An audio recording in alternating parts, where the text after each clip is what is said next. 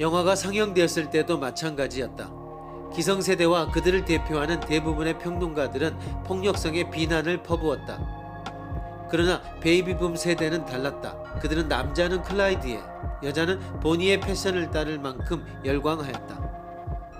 시대의 주역이 바뀌고 있음을 명백하게 보여준 사건이었으며, 이런 시대에 부응하는 뉴 아메리칸 시네마가 당당하게 그 성립을 알리는 계기가 되었다.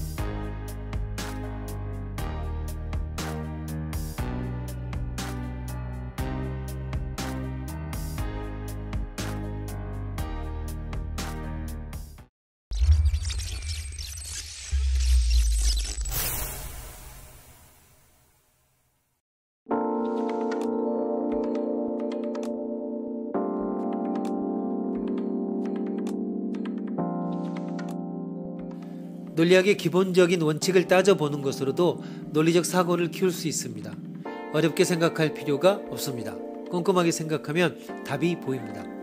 논리학이나 언어학 중에 인간과 말의 관계를 논하는 어용론이라는 분야가 있습니다. 어용론은 일상적인 언어 사용의 구체적 실체적 문제를 연구합니다.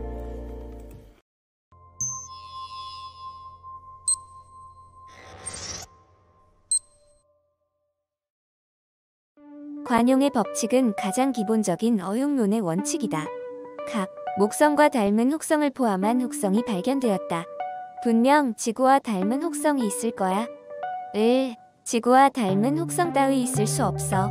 만약 있다면 왜 그 방향에서 인공전파가 검출되지 않는 거지? 언어라는 것은 반드시 애매함을 띠기 때문에 화자의 말이 가지는 복수의 의미 중 발언자에게 불리한 의미를 채택해 왜곡해버리면 마음대로 비판할 수 있다. 지구와 닮은 혹성이라는 말을 갑은 목성과 닮은 가스 혹성이 아닌 암석형 혹성으로 중심별에서 알맞은 거리에 있는 지구 정도의 질량의 혹성이라는 의미로 사용하고 있다.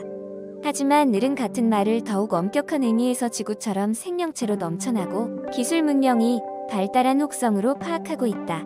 이렇게 되면 의사소통이 성립하지 않는다. 때문에 다음의 원칙을 늘 의식해야만 한다. 상대방의 발언이 복수의 의미로 이해될 경우 가급적이면 그 발언이 참이 되도록 이해해야만 한다. 이것은 일부러 거짓을 말하는 사람은 없다라는 전제에 따르는 것이다.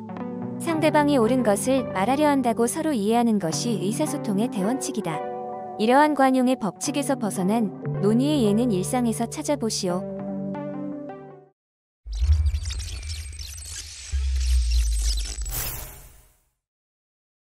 예를 들어 대학에서 입시의 방법을 논의할 때를 생각해 봅시다. A씨의 주장, 정시는 기존대로 학력으로 결정하고 수시는 선발 방법의 다양화에 맞춰 논술의 문제문 혹은 과제 도서를 사전에 공표하면 어떨까? 시험장에서 갑자기 문제를 제시하는 기존보다 준비가 더 쉬워 수험생의 증가도 기대될 것입니다. B씨의 주장, 아닙니다. 문제문을 공표하면 어렵다는 인상을 줘 오히려 기피하게 될 뿐입니다.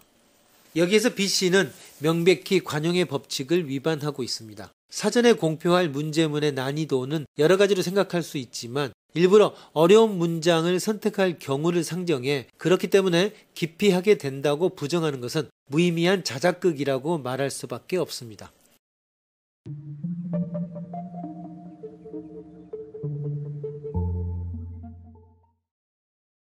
관용의 법칙은 상대방의 발언이 복수의 의미로 이해될 경우 가급적이면 그 발언이 참이 되도록 이해해야만 한다. 이는 일부러 거짓을 말하는 사람은 없다라는 전제에 따르는 것입니다. 상대방이 옳은 것을 말하려 한다고 서로 이해하는 것이 의사소통의 대원칙입니다. 다음과 같은 대화를 살펴봅시다. 목성과 닮은 혹성을 포함한 혹성이 발견되었다고 해. 거기에는 분명 지구와 닮은 혹성이 있을 거야. 지구와 닮은 혹성 따위는 있을 수 없어. 만약 있다면 왜 그 방향에서 인공전파가 검출되지 않은 거지?